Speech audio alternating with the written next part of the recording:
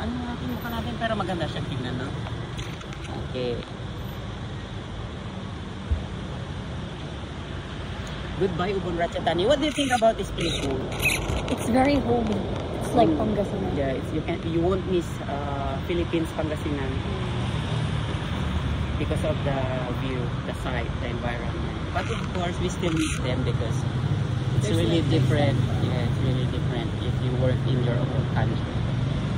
That's why OFW means sacrifice. You have to sacrifice the time pass. The time that will pass. The time that will You only have that will a short period of time when you visit. ang gusto ko sabihin is mamimiss mo yung mga oras na lilipas. Sa English lang. Passing time. Di tama rin ako pala na you will miss the time that will pass.